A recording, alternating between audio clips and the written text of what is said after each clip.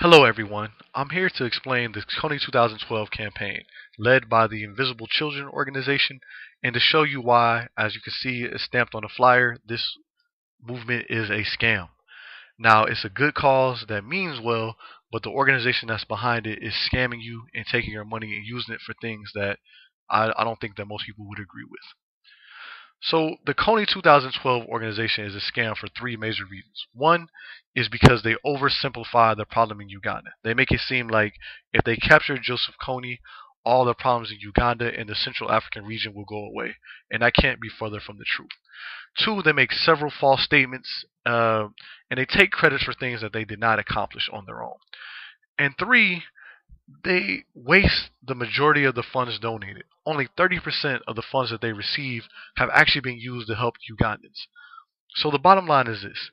If you donate to Invisible Children Incorporated or their organization Try, 70% of your money is going to go to finance their filmmaking company, to pay their salaries, and to finance their trips to Africa and all over the world to show this film.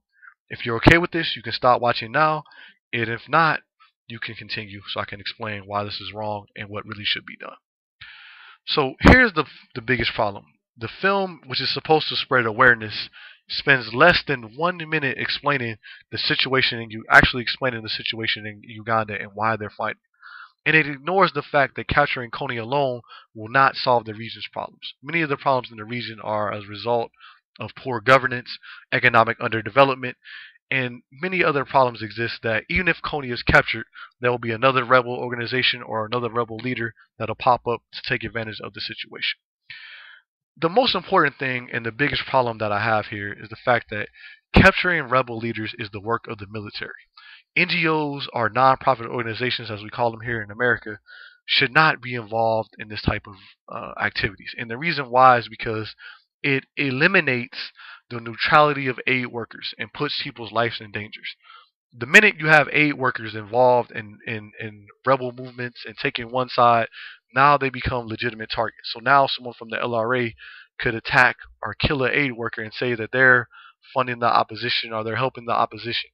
And this is an area that NGOs are not supposed to be involved in. So this is one of the biggest problems. So this is the first issue, is that they are oversimplifying the situation and moving into areas that NGOs are not supposed to be involved in. The second thing is the false and misleading information that they're spreading. The first thing is that they're claiming that pressure from the Invisible Children Foundation caused the U.S. to send military advisors into Uganda to help hunt down the LRA. This can't be further from the truth. The second misleading claim that they're making is that the U.S. has no economic or security interest in Uganda. This is also untrue.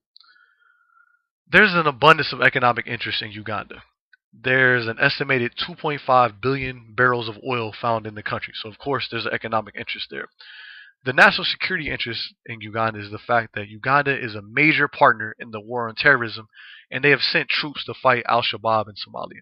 So the U.S. has a vested interest in having a strong relationship with Uganda and helping them in whatever they need.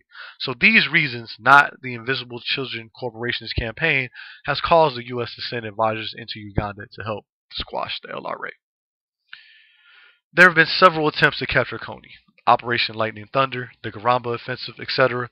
And all these efforts have succeeded in weakening the organization, and they will eventually be destroyed and KONY will be captured. But the key thing to remember is that it's not the Invisible Children Corporation Incorporated that's behind this. It's the militaries in the region who have been coordinating, the African Union. Several different entities have been coordinating to make sure that the LRA is stamped out. So Invisible Children Incorporated doesn't deserve and shouldn't be credited with this success. The last point is the questionable use of funds. As I mentioned earlier, only 70% of their funds, are used to pay for their salaries, their travel, filming and production, and other overhead expenses. This is, in my opinion, a misuse of funds. So only basically roughly around 30% of the funds donated actually goes to help the Ugandans that we see in the film. Another thing that I found troubling is that between 2010 and 2011, the organization raised its employees' salaries by 300,000 while reducing the amount spent on Ugandans by 500,000. So this shows you that their priorities, in my opinion, are backwards. So how does something like this work? What they do is they prey on our natural inclination to want to help. Everyone in America, or most people in America, most people around the world for that matter, would love to help if they can. They would love to be a part of something historic, and if they can help put an end to a horrible organization like the LRA or arrest a bad man like Joseph KONY, they would be willing to help because they want to be part of something historic. But what you have to realize is that this organization has no capability to actually do that. Only thing you're going to do when you support this organization is support their ability to make films and to travel and to spread awareness, but they're spreading false awareness and they're not even actually really informing people of what's going on in Uganda. The second thing that they're doing is they're taking advantage of the increased political awareness in the election year. That's why everything in this campaign is tied to 2012, and that's why they say that the organization or the mission of the organization will expire on December 1st, 2012. To me, this is very problematic. After December 31st of 2012, life is still going to go on in Uganda and also in the rest of the Central African region. So why would you end the campaign on December 31st if he's not captured? To me, this is very problematic. The third reason why this works is because they take advantage of people's lack of knowledge about the African continent. So what they can do is they can paint any picture of Africa and they can pose any solution. And because people don't know, have intimate knowledge of the details of what's going on in these different areas, they can pose answers or pose solutions that are false, and they can always make themselves seem like they have the solution to everything when they actually really don't. The fourth thing is that even once people find out that this organization is wrong, they'll defend it because they're embarrassed to admit that they were fooled. And this is the thing that you see the most, and this is why scam and con artists get over time after time after time, is that even once people realize that they're wrong, people are afraid to admit that they were fooled, so they don't put them out and they don't expose them. But I'm here to make sure that that doesn't happen. So what should you do? Remember, advocacy is free. You don't have to buy anything. You don't have to pay for any kits. You don't have to buy anything. It's just like the people who sell those prayer rugs on BT or on the infomercials. You don't have to be involved. You don't have to purchase anything to be involved in advocacy. It's free. Call your member of Congress, email them, and spread the word about what's going on in Uganda. Read more about Central Africa. Read more about Uganda. Read more about Sudan. Read more about the Central African Republic. Read more about the DRC, so you can really have a clear understanding of what's going on in the region. And also read more about the world in general. Be a more worldly individual, so no one can ever take advantage of you and your lack of knowledge.